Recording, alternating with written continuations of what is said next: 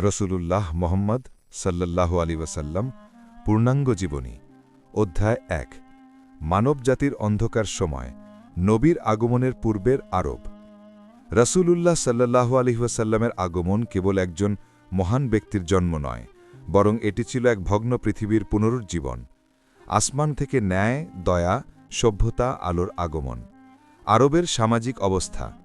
নবী সাল্লাল্লাহু আলাইহি ওয়াসাল্লাম জন্মগ্রহণের আগে আরব সমাজ পতনের তলানিতে ছিল। নারী বিদ্বেষ। আরবরা মেয়ে শিশুকে বোঝা মনে করত। অনেক বাবা কন্যা সন্তান জন্মালে লজ্জায়, ভয়ে, দারিদ্র্যের কারণে জীবন্ত কবর দিত। গোত্রপ্রীতি ও রক্ত ও প্রতিশোধ। প্রতিটি গোত্র নিজেকে শ্রেষ্ঠ মনে করত। এক গোত্রের লোকের সাথে অন্য গোত্রের লোকের ছোট্ট দ্বন্দ্বই রক্তক্ষয়ী যুদ্ধে পরিণত হতো। মূর্তি পূজা।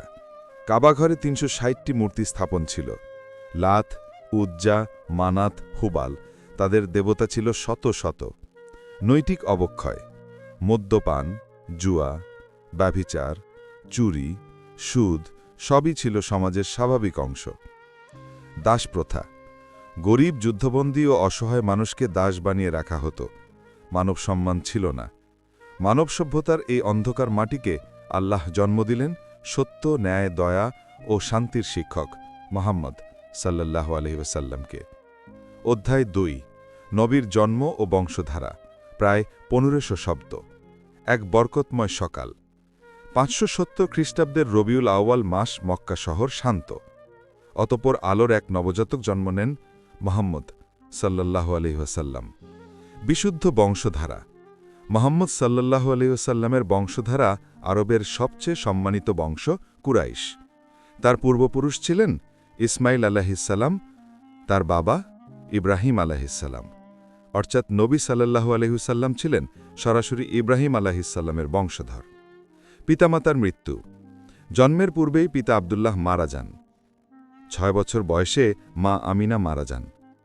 এরপর দাদা আব্দুল মুত্তালিবের কাছে থাকেন। ২ বছর পর দাদার মৃত্যু হলে চাচা আবু তালিব তাকে লালন পালন করেন। শৈশবে বক্ষ বিধারণ, চেস্ট ওপেন। হালিমার ঘরে একদা ২ ফরদ দূত এসে তার বক্ষ খুলে কালো অংশ বের করে পরিষ্কার করেন। এটি ছিল নবীর বিশেষ মুজিজা। দাদা ও চাচার ভালোবাসা। দাদা তাকে অত্যন্ত ভালোবাসতেন। তার আসনে কেউ বসতে পারত না, কিন্তু ছোট মোহাম্মদ সেখানে বসলে কেউ বাধা দিত না। এভাবেই আল্লাহ তার শৈশবকে নিজের বিশেষ তত্ত্বাবধানে লালন করেন। অতএব তোমার প্রতিপালক তোমাকে পথভ্রষ্ট অবস্থায় পেয়ে পথ দেখিয়েছেন। অধ্যায় ৩ শৈশব। সততা, সত্যবাদিতা ও চরিত্রের দীপ্তি। যৌবনে কর্মজীবন। নবী সাল্লাল্লাহু আলাইহি ওয়াসাল্লাম প্রথমে পশুপালন করতেন, পরে বাণিজ্য পেশায় যুক্ত হন। বাণিজ্যে তার সততা ছিল অতুলনীয়। মাপতোল সঠিক। কখনো মিথ্যা বলতেন না, কখনো কারো ক্ষতি করতেন না। আল আমিন উপাধি। যে সমাধে মিথ্যা, প্রতারণা, অনৈতিকতা, সেখানে তিনিই ছিলেন একমাত্র বিশ্বস্ত ব্যক্তি। মানুষ বলতো মুহাম্মদ তিনি আল আমিন, তিনি কখনো প্রতারণা করতে পারেন না। হিল্লুল ফুজুল। কুরাইশদের ন্যায় প্রতিষ্ঠার একটি চুক্তি। মজলুমকে রক্ষা করা, অন্যায় প্রতিরোধ করা। নবী সাল্লাল্লাহু আলাইহি ওয়াসাল্লাম অংশ নেন এবং বলেন, ইসলামেও যদি এমন চুক্তির ডাক আসে আমি অংশ নিতাম। অধ্যায় ৪ বিবাহ, পারিবারিক জীবনের উজ্জ্বল অধ্যায়। খাদিজা রাদিয়াল্লাহু আনহা-এর পরিচালিত ব্যবসায় কাজ। ২৫ বছর বয়সে নবী সাল্লাল্লাহু আলাইহি ওয়াসাল্লামকে খাদিজা রাদিয়াল্লাহু আনহা তার বাণিজ্য কাফেলার দায়িত্ব দেন। তিনি তার সততা দেখে মুগ্ধ হন। বিবাহ। খাদিজা রাদিয়াল্লাহু আনহা তার মাধ্যমে প্রস্তাব পাঠান। নবী সাল্লাল্লাহু আলাইহি ওয়াসাল্লাম গ্রহণ করেন। নবীর বয়স ২৫, খাদিজার বয়স ৪০। পারিবারিক শান্তি। নবী সাল্লাল্লাহু আলাইহি ওয়াসাল্লাম জীবনে যে শান্তি, স্নেহ, ভালোবাসার প্রকৃত স্বাদ পেয়েছেন, তার বড় কারণ ছিলেন খাদিজা রাদিয়াল্লাহু আনহা। তিনি ছিলেন প্রথম ঈমানদার, প্রথম সমর্থক, প্রথম স্ত্রী, প্রথম মুমিন নারী। নবী কখনো তার জীবিত থাকাকালীন আর কোনো স্ত্রী গ্রহণ করেননি। সন্তানসমূহ। তাদের ঘর আলোকিত করেন জাইনাব, রুকাইয়া, উম্মে কুলসুম, ফাতিমা, কাসিম, আবদুল্লাহ। ফাতিমা রাদিয়াল্লাহু আনহা ছিলেন নবীর হৃদয়ের অংশ। অধ্যায় ৫ হীরা গুহার নির্জনতা ও প্রথম ওহী নাজিলের ঐতিহাসিক মুহূর্ত। দুনিয়ার ভ্রান্ত রীতিনীতি তাকে কষ্ট দিত। যখন মোহাম্মদ সাল্লাল্লাহু আলাইহি ওয়াসাল্লামের বয়স 40-এর কাছাকাছি, তখন সমাজের পাপাচার, মূর্তি পূজা, অবিচার, নারী নির্যাতন সব দেখে তার হৃদয় ভারাক্রান্ত হতো। তিনি মানুষের উপকার করতেন, মজলুমের সাহায্য করতেন, কিন্তু সমাজের এই অন্ধকার তাকে বিচলিত করত। হীরা গুহায় নির্জন ইবাদত। তিনি হীরা গুহায় যেতেন এবং গভীর ধ্যান করতেন, আল্লাহর মহিমা নিয়ে ভাবতেন, সত্যের সন্ধান করতেন। এটি কোনো জাদুবিদ্যা বা তন্ত্র নয়, এটি ছিল একজন মুক্ত হৃদয়ের সত্তার সত্য অনুসন্ধান। 40তম বছরে এক মাহাত্ম্যপূর্ণ রাত। রাতটি ছিল রমজান মাসের। হীরা গুহায় তিনি একা। হঠাৎ আসমান ভরাট হয়ে গেল আলোতে। এক মহা পরাক্রমশালী দূত জিব্রাইল আলাইহিসসালাম তার সামনে উপস্থিত। জিব্রাইল আলাইহিসসালাম বললেন, ইকরা, মানে পড়ো। নবী সাল্লাল্লাহু আলাইহি সাল্লাম বললেন, আমি পড়তে জানি না। জিব্রাইল আলাইহিসসালাম তাকে চেপে ধরলেন, তারপর আবার বললেন, ইকরা। তৃতীয়বার চেপে ধরে বললেন, পড়ো তোমার প্রভুর নামে যিনি সৃষ্টি করেছেন। এই কালোজয়ী শব্দ দিয়ে শুরু হলো কুরআন, শুরু হলো নবুয়ত, শুরু হলো মানবতার নতুন যুগ। খাদিজা রাদিয়াল্লাহু তাআলা আনহা তাকে সান্ত্বনা দিলেন। ভয়ে ও উদ্বেগে নবী সাল্লাল্লাহু আলাইহি সাল্লাম ঘরে ফিরে বললেন, আমাকে কম্বল দিয়ে ঢেকে দাও। খাদিজা রাদিয়াল্লাহু তাআলা আনহা বললেন, আল্লাহ আপনাকে কখনো অপমান করবেন না।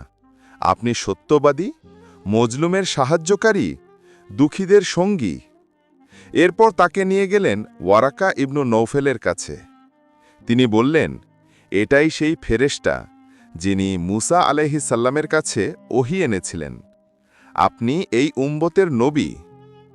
এভাবে প্রথম ওহী দিয়ে শুরু হল তার মহান দাওয়াতি জীবন। অধ্যায় 6। গোপন দাওয়াত, প্রকাশ্য দাওয়াত ও কুরাইশদের প্রতিরোধ। প্রথম 3 বছর গোপনে দাওয়াত।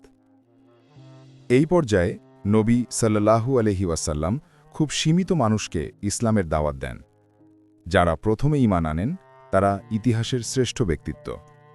খাদিজা রাদিয়াল্লাহু আনহা, আলী রাদিয়াল্লাহু তাআলা আনহু, আবু বকর রাদিয়াল্লাহু তাআলা আনহু, জায়েদ ইবনে হারিসা, উসমান, আব্দুর রহমান, তালহা, জুবায়ের রাদিয়াল্লাহু।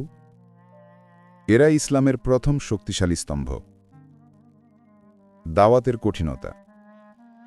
মক্কার লোকেরা নবীর অত্যন্ত সম্মান করত, কিন্তু ইসলাম গ্রহণ করা মানে মূর্তি পূজা বর্জন, সামাজিক প্রথা ভাঙা, ক্ষমতাধর গোত্রের বিরোধিতা। তাই প্রথম দাওয়াত ছিল ঝুঁকিপূর্ণ। সাফা পর্বতের ডাক। 3 বছর পরে আল্লাহ আদেশ দিলেন প্রকাশ্যে দাওয়াত দিতে।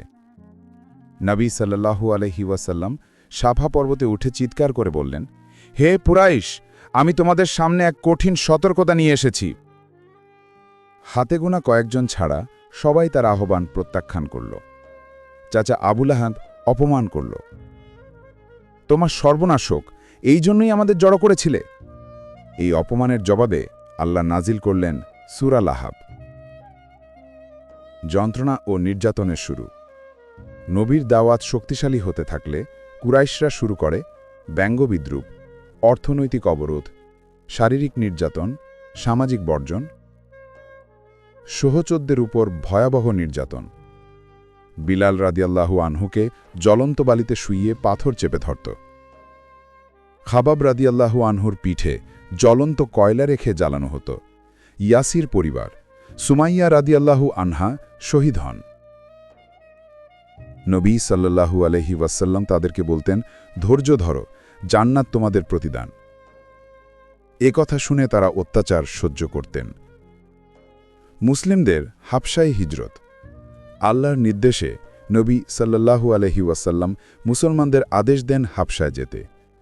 রাজা নাজাশী ছিলেন ন্যায়পরায়ণ খ্রিস্টান। তিনি মুসলমানদের আশ্রয় দিলেন। কুরাইশরা সেখানে গিয়ে মুসলমানদের ফেরাতে চাইলে রাজা বলেন, আমি তাদের বক্তব্য শুনলাম। তাদের ধর্ম ও যিশুর কথা একে অপরের সঙ্গে সঙ্গতিপূর্ণ। এটি ছিল ইসলামের প্রথম বিদেশি ভূমিতে নিরাপত্তা। অধ্যায় ৭ তায়েফ সফর, মানব ইতিহাসের দুঃখজনক কিন্তু গৌরবময় অধ্যায়। মক্কার অত্যাচার বৃদ্ধি। মক্কার অত্যাচার যখন সীমা ছড়ায় তখন নবী সাল্লাল্লাহু আলাইহি ওয়াসাল্লাম তায়েফে গেলেন দাওয়াত দিতে। তায়েফ ছিল ধনী ও শক্তিশালী নগরী। তায়েফের নেতারা প্রতিক্রিয়া। তারা তাকে নিয়ে উপহাস করল, বিদ্রূপ করল, পাগল বলল।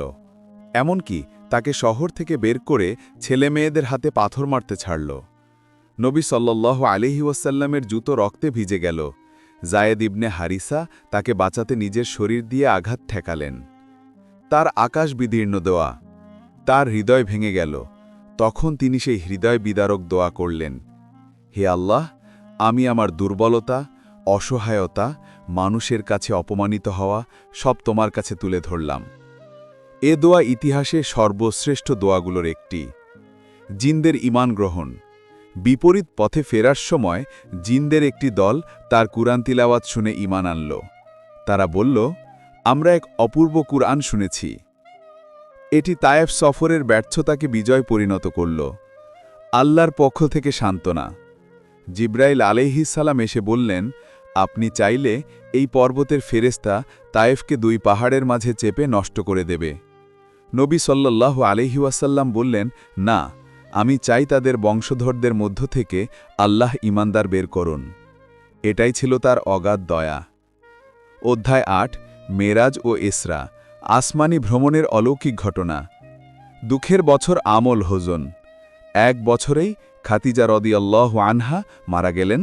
আবু তালিব রাদিয়াল্লাহু আনহু মারা গেলেন। কুরাইশ নির্যাতন চরমে ওঠে। তায়েফে নির্মম অপমান। এই বছরকে বলা হয় হুজনের বছর বা দুঃখের বছর।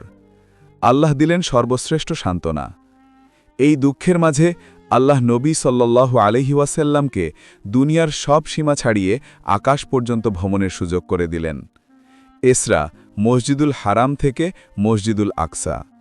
এক রাতে তিনি মক্কার কাবা হতে জিব্রাইল আলাইহিস সালামের সাথে বুরাকে আরোহণ করে মুহূর্তেই মসজিদে আকসায় পৌঁছলেন। সেখানে তিনি সকল নবীর ইমামতি করেন। মেরাজ, আসমান থেকে আসমানে আরোহণ।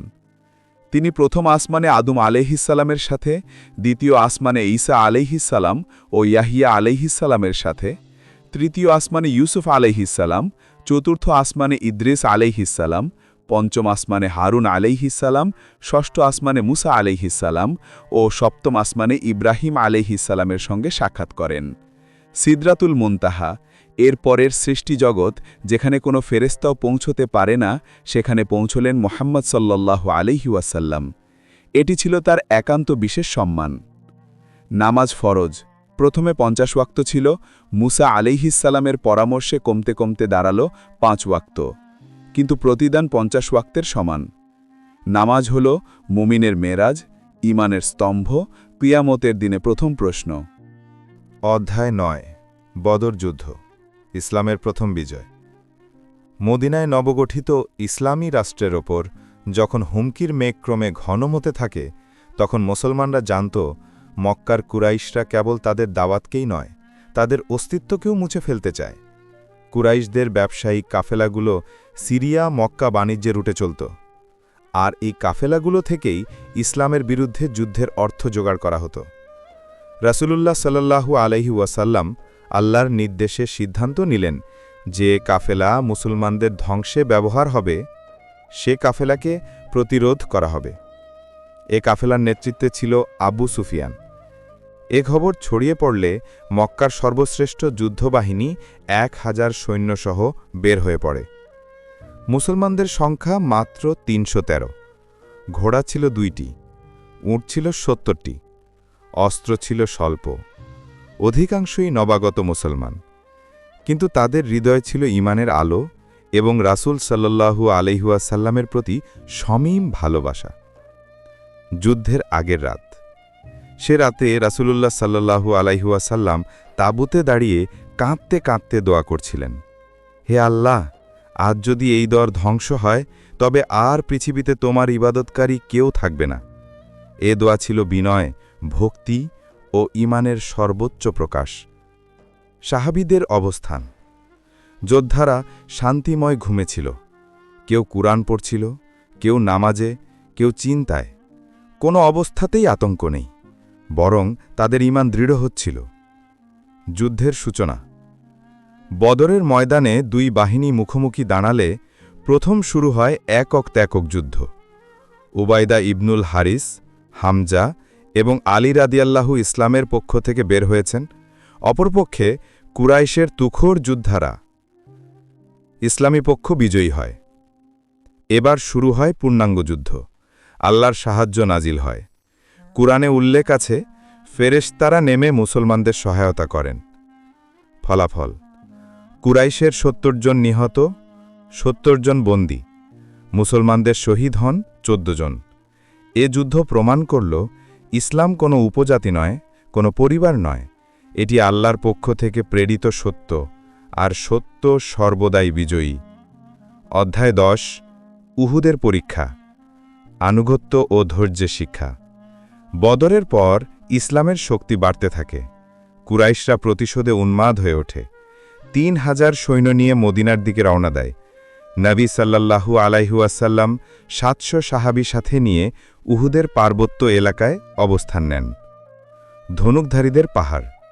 রাসূল সাল্লাল্লাহু আলাইহি ওয়াসাল্লাম ৫০ জন ধনুকধারীকে একটি পাহাড়ে দাঁড় করিয়ে বললেন, জয় হোক বা পরাজয়, কখনো তোমরা এই স্থান ছেড়ে যাবে না। কিন্তু যুদ্ধ যখন মুসলমানদের পক্ষে ঝুঁকে যায় এবং কুরাইশরা পালাতে শুরু করে, তখন কিছু ধনুকধারী মনে করল যুদ্ধ শেষ। তারা নিচে নেমে লুট সংগ্রহ করতে গেল। এ সুযোগ কাজে লাগায় কুরাইশের খ্যাতিমান যোদ্ধা খালিদ ইবনুল ওয়ালিদ, যিনি পরে ইসলামের মহান সেনাপতি হন। তিনি পেছন দিক থেকে আক্রমণ করে পরিস্থিতি পাল্টে দেন। নবী সাল্লাল্লাহু আলাইহি ওয়াসাল্লাম আঘাতপ্রাপ্ত হন। এক পর্যায়ে নবীর দাঁত ভেঙে যায়, মাথায় আঘাত লাগে, রক্ত ঝরতে থাকে।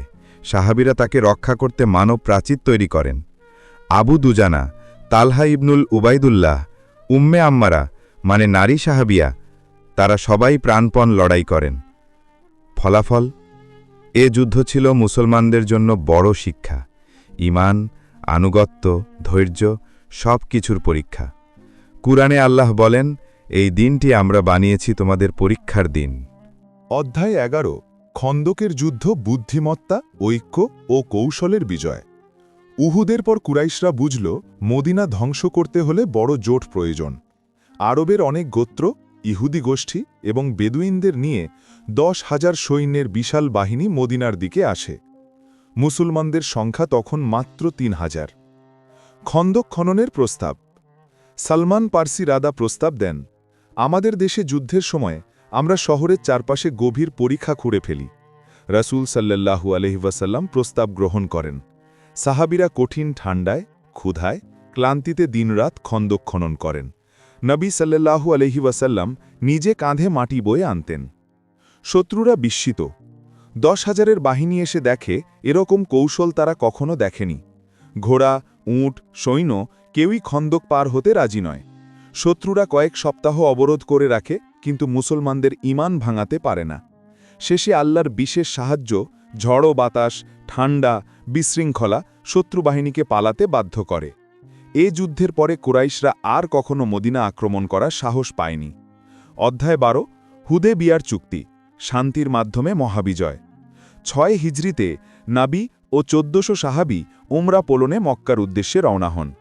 কুরাইশরা বাধা দেয়। বহু আলোচনা শেষে স্বাক্ষর হয় চুক্তি। দেখতে মুসলমানদের ক্ষতি মনে হলেও এ চুক্তি ছিল আল্লাহর পক্ষ থেকে বিশাল বিজয়। কারণ যুদ্ধ থেমে গেল, দাওয়াতের পথ উন্মুক্ত হল, দুই পক্ষের মধ্যে নিরাপত্তা তৈরি হল। এই শান্তির সময় হাজারো মানুষ ইসলাম গ্রহণ করে। কুরআনে বলা হয়, নিশ্চয়ই আমরা তোমাকে সুস্পষ্ট বিজয় দান করেছি। অধ্যায় ১৩। মক্কা বিজয়, ক্ষমা, দয়া ও মানবতার শ্রেষ্ঠ উদাহরণ। ৮ হিজরিতে কুরাইশ চুক্তি ভঙ্গ করলে নবী সাল্লাল্লাহু আলাইহি ওয়াসাল্লাম ১০,০০০ সাহাবী নিয়ে মক্কার দিকে রওনা দেন। মক্কা প্রায় রক্তপাত ছাড়া বিজয় হয়। যারা একসময় তাকে নির্যাতন করেছিল, ঘরছাড়া করেছিল, তাদের সামনে দাঁড়িয়ে নবী সাল্লাল্লাহু আলাইহি ওয়াসাল্লাম বললেন, আজ তোমাদের প্রতি কোনো অভিযোগ নেই, তোমরা সবাই মুক্ত। এ ছিল মানব ইতিহাসের সর্বশ্রেষ্ঠ ক্ষমা। অধ্যায় 14 বিদায় হজ, মানবতার সর্বোত্তম ঘোষণা। 10 হিজরির জিলহজ মাসে নবী সাল্লাল্লাহু আলাইহি ওয়াসাল্লাম প্রায় 1 লক্ষের বেশি সাহাবীর সামনে বিদায় হজের খুতবা দেন। এতে ঘোষিত হয় সকল মানুষ সমান, নারীর মর্যাদা প্রতিষ্ঠা, সুদ হারাম, রক্তপাতের অবসান, আমানতের গুরুত্ব, মুসলমান মুসলমানের ভাই। শেষে বলেন, হে মানুষ, আমি তোমাদের মাঝে 2টি জিনিস রেখে যাচ্ছি, কুরআন ও সুন্নাহ। এগুলো ধরলে কখনো পথভ্রষ্ট হবে না। অধ্যায় 15 নবী সাল্লাল্লাহু আলাইহি ওয়াসাল্লামের ইন্তেকাল। বিদায় হজের শর্টলি পরে নবী সাল্লাল্লাহু আলাইহি ওয়াসাল্লাম অসুস্থ হয়ে পড়েন। কয়েকদিন আয়েশা রাদিয়াল্লাহু আনহার ঘরে শয্যাশায়ী ছিলেন। তার শেষ কথাগুলোর একটি ছিল, সালাত, সালাত আর তোমাদের অধীনস্থদের ব্যাপারে খেয়াল রেখো। 12 রবিউল আউয়াল, সোমবার, বেলার সময়ে তিনি পৃথিবী থেকে বিদায় নেন। বয়স 63 বছর। সারা পৃথিবী কেঁদেছিল সেদিন, কিন্তু তার রেখে যাওয়া নূর আজও পথ দেখায় যারা সত্যের সন্ধান করে, যারা ঈমানের জীবন চায়। অধ্যায় 16 রসূল সাল্লাল্লাহু আলাইহি ওয়াসাল্লামের পরিবার, আদর্শ গৃহ, আদর্শ সম্পর্ক। নবী করিম সাল্লাল্লাহু আলাইহি ওয়াসাল্লাম শুধু রাষ্ট্রনেতা নয়, তিনি এক অনন্য পিতা, স্বামী এবং দাদা। তার পারিবারিক জীবন ছিল মমতা, করুণা ও ন্যায়ের সৌন্দর্যে পরিপূর্ণ। 1 স্ত্রীগণ, অর্থ উম্মাহাতুল মুমিনিন। নবী সাল্লাল্লাহু আলাইহি ওয়াসাল্লামের প্রতিটি স্ত্রী ছিলেন ইসলামের ইতিহাসে এক একটি আলোর স্তম্ভ। তাদের জীবন ছিল শিক্ষা, দাওয়াত, ইলম ও নৈতিকতার শ্রেষ্ঠ উদাহরণ। উম্মুল মুমিনিন হাদিজা রাদিয়াল্লাহ, প্রথম স্ত্রী, সমস্ত কষ্টে নবী সাল্লাল্লাহু আলাইহি ওয়াসাল্লামকে সঙ্গী দিয়েছেন। তার জীবনে নবী সাল্লাল্লাহু আলাইহি ওয়াসাল্লাম দ্বিতীয় বিয়ে করেননি। কোরআনের বহু ধাপ তার ঘরেই নাজিল হয়েছে। নবী সাল্লাল্লাহু আলাইহি ওয়াসাল্লাম তার কথা স্মরণ করে কান্না করতেন। আয়েশা সিদ্দিকা রাদিয়াল্লাহ, জ্ঞান, ফেক, হাদিস সব ক্ষেত্রে শ্রেষ্ঠ নারী আলেমা। উম্মতের কাছে প্রায় 2200 হাদিস বর্ণনা করেছেন। নবী সাল্লাল্লাহু আলাইহি ওয়াসাল্লাম বলতেন, আয়েশার ফজিলত অন্যান্য নারীর ওপর এমন যেমন সির বিদার উপর খাবারের সবকিছুর শ্রেষ্ঠত্ব। হাফসা রাদিয়াল্লাহ, উম্মে সালামা রাদিয়াল্লাহ, জাইনাব রাদিয়াল্লাহ, সাফিয়া রাদিয়াল্লাহ, জুয়াইরিয়া রাদিয়াল্লাহ, তাঁদের প্রত্যেকে ইসলামের ইতিহাসে এক একটি অধ্যায়।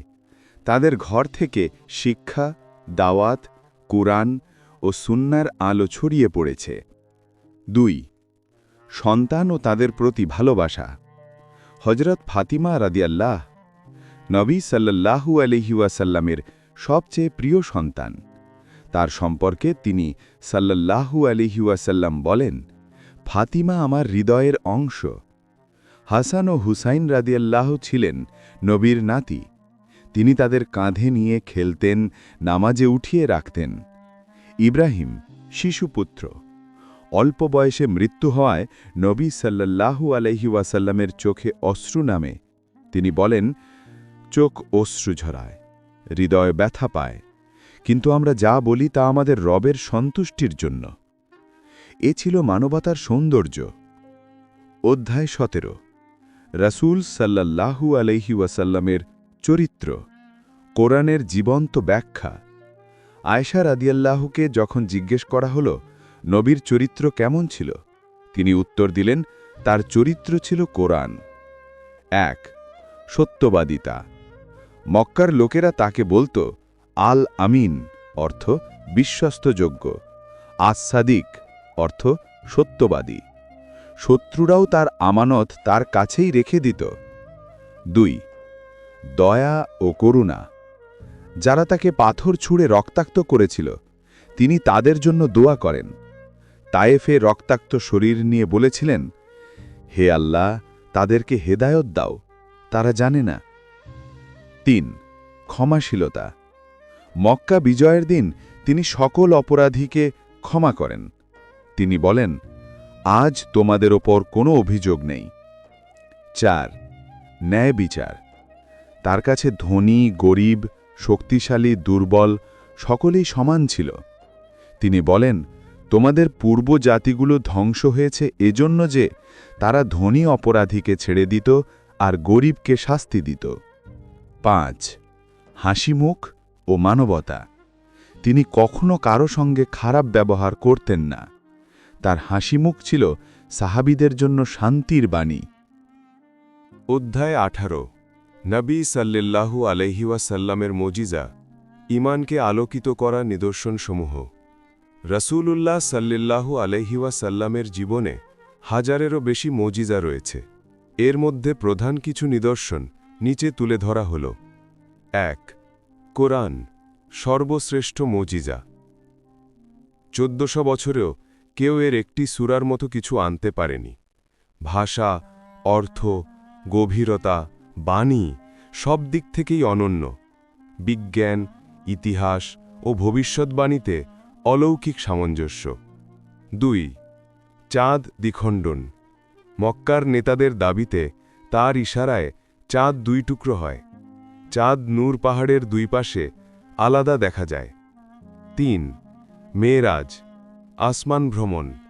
মাত্র 1 রাতে মক্কা থেকে বায়তুল মাকদিস, সেখান থেকে 7 আসমান, আল্লাহর কাছে পৌঁছনো, সালাতের ফরজ হওয়া। 4. খাবার বাড়া ও পানি বের হওয়া। অল্প খাবারে শত শত মানুষকে তৃপ্ত করা, তার আঙুল থেকে পানি প্রবাহিত হওয়া। 5. ভবিষ্যৎবাণী, পারস্যের বিজয়, রোমের পুনর্জাগরণ, উসমানী সাম্রাজ্যের উত্থান সবকিছুই তার কথামতো ঘটেছে। অধ্যায় 19 সাহাবীরা, নবী সাল্লাল্লাহু আলাইহি ওয়াসাল্লামের আলো থেকে গঠিত মানবতার শ্রেষ্ঠ প্রজন্ম। আল্লাহ পৃথিবীর ইতিহাসে যে শ্রেষ্ঠ প্রজন্ম সৃষ্টি করেছেন তা হল সাহাবীদের প্রজন্ম। 1.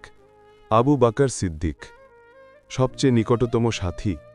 শাসন, ইলম, আনুগত্য সব কিছুতে শ্রেষ্ঠ। সব সম্পদ ইসলামের জন্য বিলিয়ে দিয়েছিলেন। নবী সাল্লাল্লাহু আলাইহি ওয়াসাল্লাম বলেন, আবু বকরের ফজিলত তুলনাহীন। 2. উমর ইবনুল খাত্তাব রাদিয়া, ন্যায় বিচারের প্রতীক। তার ইসলাম গ্রহণে মক্কা কেঁপে উঠেছিল। নবী সাল্লাল্লাহু আলাইহি ওয়াসাল্লাম বলেন, উমর চললে শয়তান তার পথ বদলে দেয়। 3.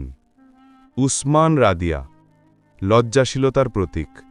কুরআনের সংকলক, 2 কন্যার স্বামী, জুন্নি রারেইন উপাধি। 4. আলী রাদিয়া, জ্ঞান, সাহস ও ঈমানের আদর্শ। নবী সাল্লাল্লাহু আলাইহি ওয়াসাল্লামের ঘনিষ্ঠতমদের একজন। 10 যিনি জান্নাতের সুসংবাদ পেয়েছিলেন তারা ছিল ইসলামের আত্মা। অধ্যায় 20 নবী সাল্লাল্লাহু আলাইহি ওয়াসাল্লামের রেখে যাওয়া শিক্ষা, আজও মানবতার আলো। রাসূলুল্লাহ সাল্লাল্লাহু আলাইহি ওয়াসাল্লাম পৃথিবীকে যা শিখিয়েছেন তা আজও যে কোনো সভ্যতার ঊর্ধ্বে। 1. তাওহীদ, এক আল্লাহর ইবাদত, মানবজাতিকে দাসত্ব থেকে মুক্ত করে দিয়েছেন। 2. ন্যায় ও সমতা, বর্ণ, শ্রেণী, জাত কিছুই মানুষের শ্রেষ্ঠত্ব নির্ধারণ করে না। শ্রেষ্ঠত্ব নির্ধারিত হয় তাকওয়া দিয়ে। 3. নারী অধিকার, ইসলামের আগমনে নারীর সম্পত্তির অধিকার, বিবাহের সম্মান, উত্তরাধিকার, শিক্ষার অধিকার সব প্রতিষ্ঠিত হয়েছে। 4. দয়া, ক্ষমা ও মানবতা। তিনি বলেন, দয়াশীলদের প্রতি দয়াময় আল্লাহ দয়া করেন। 5. শিক্ষা ও জ্ঞান, তিনি ঘোষণা করেছেন, জ্ঞান অনুসন্ধান করা প্রত্যেক মুসলমানের ওপর ফরজ। উপসংহার, মুহাম্মদ সাল্লাল্লাহু আলাইহি ওয়াসাল্লাম শুধু আরবের নেতা নন, তিনি সমগ্র মানব জাতির শিক্ষক। তার জীবন আলোকস্তম্ভ, তার চরিত্র আদর্শ, তার শিক্ষা শান্তি, ন্যায় ও কল্যাণের বার্তা। যতদিন পৃথিবীতে সূর্য উদয় হবে ততদিন তার দয়া, তার নূর, তার শিক্ষা মানবতার পথ দেখাতে থাকবে। অধ্যায় ২১ রসুল সাল্লাল্লাহু আলাইহি ওয়াসাল্লাম একজন রাষ্ট্রনেতা, ন্যায়, কৌশল ও দূরদর্শিতার শ্রেষ্ঠ উদাহরণ। রসূলুল্লাহ সাল্লাল্লাহু আলাইহি ওয়াসাল্লাম শুধু একজন নবী নন, তিনি এমন রাষ্ট্রনেতা ছিলেন যার ন্যায়বোধ, কূটনীতি, সামরিক দূরদর্শিতা, অর্থনৈতিক বুদ্ধিমত্তা এবং সামাজিক সংস্কার বিশ্বকে বদলে দিয়েছে। ১. ন্যায়ভিত্তিক রাষ্ট্রব্যবস্থা। মদিনায় তিনি যে সংবিধান, মদিনা সনদ প্রণয়ন করেছিলেন, সেটিই ছিল ইতিহাসের প্রথম ধর্মনিরপেক্ষ নয়, বরং ধর্মীয় স্বাধীনতা ভিত্তিক বহুজাতিক রাষ্ট্রচুক্তি, যেখানে মুসলিম, ইহুদি, মুশরিক সব নাগরিক সমান অধিকার পেয়েছিল। ২. আইন প্রয়োগে পক্ষপাতহীনতা। একবার এক সম্মানিত গোত্রের নারী চুরি করেছিল। অনেকে সুপারিশ করতে এলো। নবী সাল্লাল্লাহু আলাইহি ওয়াসাল্লাম বললেন, আল্লাহর শপথ, যদি আমার কন্যা ফাতেমাই চুরি করত, আমিও তার হাত কাটতাম। ৩. পররাষ্ট্রনীতি। পারস্য, রোম, মিশর, বাহরাইন, ইয়েমেন সব জায়গায় রাষ্ট্রপ্রধানদের কাছে চিঠি পাঠিয়েছেন। এগুলো ছিল শান্তির আহ্বান ও ন্যায়ের আমন্ত্রণ। ৪. দারিদ্র্য দূরীকরণের নীতি। তিনি বলতেন, ভিক্ষুকের কাছে হাত ফেরাবে না, যদিও তুমি নিজে দরিদ্র হও। তিনি মদিনায় বাইতুল মাল, জাকাত ব্যবস্থা, সাদাকাতুল ফিতর, যুদ্ধলব্ধ সম্পদ থেকে দরিদ্রদের অধিকার এসব প্রতিষ্ঠা করেন। ইসলামী অর্থনীতি আজও তার নীতির উপর দাঁড়িয়ে। অধ্যায় ২২ রসূল সাল্লাল্লাহু আলাইহি ওয়াসাল্লামের সামাজিক সংস্কার, অন্ধকার যুগ থেকে মানবতার আলো।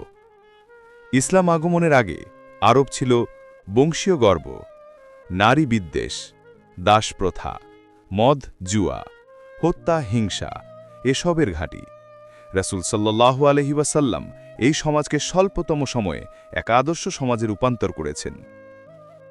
১. নারীর সম্মান প্রতিষ্ঠা। কন্যা শিশু হত্যার নিষেধ, উত্তরাধিকার অধিকার, বিবাহের সম্মতি, তালাকের নিয়ম, স্ত্রী মায়ের সম্মান। তিনি বলেছেন, তোমাদের মধ্যে উত্তম সেই ব্যক্তি যে তার স্ত্রীর সঙ্গে উত্তম আচরণ করে। ২. দাসমুক্তি।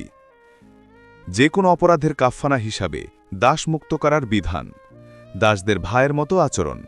বিলাল রাদিয়াল্লাহু সহ অসংখ্য দাস ইসলাম গ্রহণ করে মুক্তি পেয়েছেন। ৩. শ্রেণী বর্ণ বৈষম্যের অবসান। বিদায় হজে তিনি ঘোষণা করেন, কোনো আরবের উপর অনারবের কিংবা অনারবের উপর আরবের শ্রেষ্ঠত্ব নেই, শ্রেষ্ঠত্ব কেবল তাকওয়ায়। ৪. মদ, জুয়া ও অনৈতিকতার অবসান। মদ হারাম ঘোষণার দিন মদপূর্ণ হাউসগুলো রাস্তায় ঢেলে দিচ্ছিল মানুষ। এটি এক বৈপ্লবিক সামাজিক পরিবর্তন।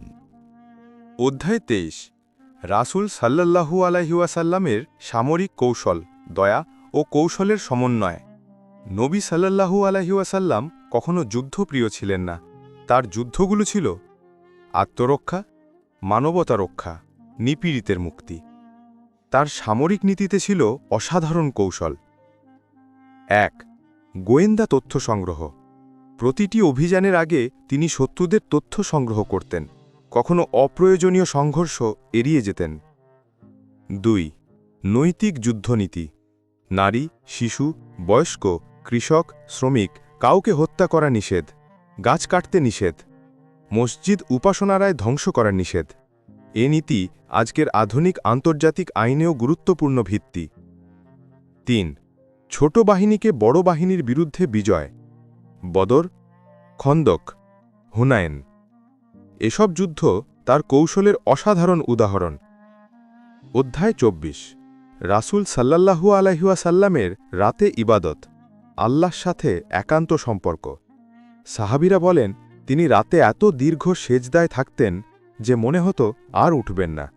আয়েশাররা বলতেন, তিনি রাতের অর্ধেক, কখনো ২/৩ ইবাদতে কাটাতেন। দোয়া ও কান্না।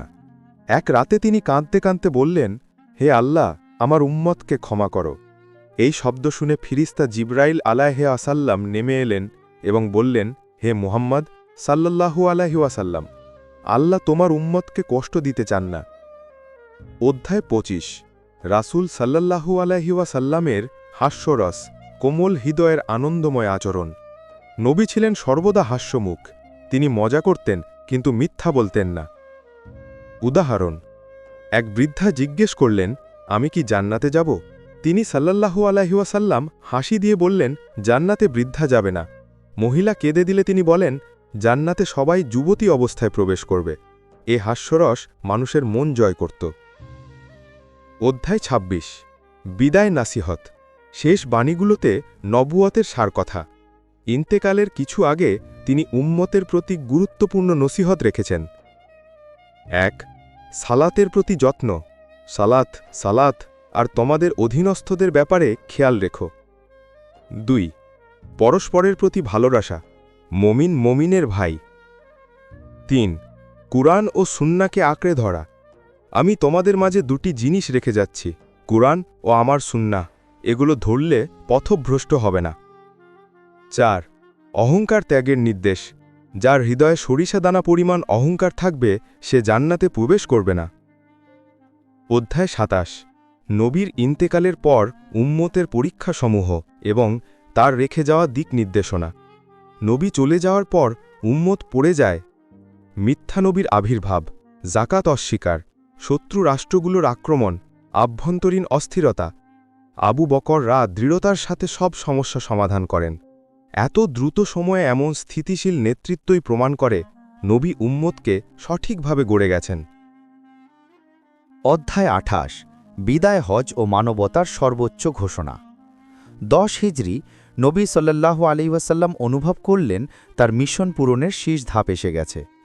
তখন তিনি মুসলিম উম্মাহকে সঙ্গে নিয়ে এক মহাসফরের ঘোষণা দিলেন। এটাই হবে তার জীবনের একমাত্র হজ, যে হজকে বলা হয় বিদায় হজ। সফরের সূচনা। মদিনা থেকে প্রায় ১ লক্ষেরও বেশি সাহাবী জড়ো হয়েছিলেন। সবাই জানত এটি একটি ঐতিহাসিক সফর। নবী সাল্লাল্লাহু আলাইহি ওয়াসাল্লাম অত্যন্ত বিনয় ও নম্রতার সাথে হজের সমস্ত কাজ সম্পন্ন করেন। কাবা তাওয়াফ, সাফা মারওয়া সাই, আরাফাতের ময়দানে অবস্থান, সব কিছু তিনি নিজের কর্মের মাধ্যমে শিক্ষা দিয়ে দেখিয়েছেন। আরাফাতের সমতলে ঐতিহাসিক ভাষণ। ৯ জিলহজের দুপুরে নবী সাল্লাল্লাহু আলাইহি ওয়াসাল্লাম জাবালে রহমার পাদদেশে দাঁড়িয়ে মানবজাতির সর্বশ্রেষ্ঠ ভাষণ প্রদান করেন। সেই ভাষণের মূল বিষয়গুলো ছিল: মানুষের রক্ত, সম্পদ ও ইজ্জতকে হারাম ঘোষণা, নারী পুরুষের অধিকার প্রতিষ্ঠা, বর্ণ গোত্র জাতিভেদে সকার সমান মর্যাদা, সুদ চিরতরে বাতিল, আল্লাহ ও কোরআনের রশ্মি আঁকড়ে ধরার নির্দেশ। আর এই ভাষণেই নাজিল হয়, আজ আমি তোমাদের জন্য দিন পূর্ণাঙ্গ করে দিলাম। এটিই ছিল আল্লাহ পক্ষ থেকে চূড়ান্ত ঘোষণা যে নবী সাল্লাল্লাহু আলাইহি ওয়াসাল্লামের মিশন সম্পূর্ণ হয়েছে। অধ্যায় ২৯। রাসূলুল্লাহ সাল্লাল্লাহু আলাইহি ওয়াসাল্লামের অসুস্থতা ও দুনিয়ার বিদায়। বিদায় হজের কয়েক মাস পর নবী সাল্লাল্লাহু আলাইহি ওয়াসাল্লাম শরীরের দুর্বলতা অনুভব করতে শুরু করেন। অসুস্থতা ধীরে ধীরে বাড়তে থাকে। প্রথমে মাথা ব্যথা ও জ্বর দেখা দেয়। তিনি সাহাবীদের ইমামতি করতে পারছিলেন না। নির্দেশ দেন আবু বকর রাদিয়াল্লাহু আনহু নামাজ পড়াবেন। মুসলিমদের জন্য এটি ছিল একটা নীরব ইশারা, যেন বুঝিয়ে দিচ্ছে নেতৃত্ব এখন অন্য হাতে যাচ্ছে। আয়েশা রাদিয়াল্লাহু আনহুর ঘরের শেষ মুহূর্ত। নবী সাল্লাল্লাহু আলাইহি ওয়াসাল্লাম তার জীবনের শেষ সময় কাটান মুমিনদের মা আয়েশা রাদিয়াল্লাহু আনহুর ঘরে। তিনি মাথা আয়েশা রাদিয়াল্লাহু আনহুর বুকে রাখেন। সেদিকেই ছিল তার সবচেয়ে বেশি ভালোবাসা, সবচেয়ে বেশি শান্তির স্থান। অবশেষে সোমবার ১২ রবিউল আউয়াল ১১ হিজরি মানবতার এই মহাদিশারি ইন্তেকাল করেন। সাহাবীদের শোক। উমর রাদিয়াল্লাহু আনহু বিশ্বাসই করতে পারছিলেন না। আবু বকর রাদিয়াল্লাহু আনহু ঘোষণা করলেন, যে মুহাম্মদকে ভালোবাসত, জেনে রাখো মুহাম্মদ মারা গেছেন। আর যে আল্লাহকে ভালোবাসে, আল্লাহ চিরঞ্জীব। এ কথা শুনে মানুষ ধৈর্য ফিরে পায়। অধ্যায় ৩০। নবী সাল্লাল্লাহু আলাইহি ওয়াসাল্লামের দফন, উত্তরাধিকার ও মানবতার প্রতি শেষ উপদেশ। সমাপ্তি। দফন। রাসূলুল্লাহ সাল্লাল্লাহু আলাইহি ওয়াসাল্লামকে আয়েশা রাদিয়াল্লাহু আনহুর ঘরেই দফন করা হয়, যেখানে তার রূহ কবরে রেখে দুনিয়ার বন্ধন ছেড়ে দিয়েছে। সাহাবীরা চোখের জলে কবর পূর্ণ করে। উম্মার প্রতি তার শেষ উপদেশ। ইন্তেকালের আগেই নবী সাল্লাল্লাহু আলাইহি ওয়াসাল্লাম বারবার ৩টি বিষয় স্মরণ করিয়ে দিয়েছেন। ১. নামাজ, নামাজ, নামাজ আর তোমাদের দাস দাসীদের ব্যাপারে সতর্ক হও। ২. কোরআনকে আঁকড়ে ধরা 3 উম্মাহ ঐক্য বজায় রাখা। তিনি এমন এক উম্মা রেখে গেছেন যারা জাহেলিয়াতের অন্ধকার থেকে উঠে এসে বিশ্বকে আলো দিয়েছিল। রাসূলুল্লাহ সাল্লাল্লাহু আলাইহি ওয়াসাল্লামের উত্তরাধিকার। তিনি দুনিয়ায় রেখে গেছেন কোরআন, মানবতার চিরন্তন আলো, সুন্নাহ, মানব জীবনের পূর্ণাঙ্গ দিশা, এক উম্মাহ যারা আল্লাহর পথে চললে আলোকিত ভবিষ্যৎ পাবেই। রাসূলুল্লাহ সাল্লাল্লাহু আলাইহি সাল্লাম কোনো সম্পদ, কোনো প্রাসাদ, কোনো সাম্রাজ্য রেখে যাননি, কিন্তু রেখে গেছেন এমন আদর্শ যার জন্য পৃথিবীর কোটি কোটি মানুষ আজও তাকে ভালোবাসে, অনুসরণ করে, সালাত ও সালামে তাকে স্মরণ করে। সমাপ্তি। মুহাম্মদ সাল্লাল্লাহু আলাইহি ওয়াসাল্লাম সেই মানুষ যিনি অন্ধকারে নিমজ্জিত মানবজাতির জন্য আলোর মহাপ্রভু হয়ে এসেছিলেন। তার আগমন না হলে মানবজাতি কখনো জানত না সত্য কি, ন্যায় কি, মানবতার সম্মান কি, আল্লাহর একত্ব কি। আজ তার রেখে যাওয়া নূর আমাদের পথ দেখাচ্ছে। যতদিন এই পৃথিবী টিকে থাকবে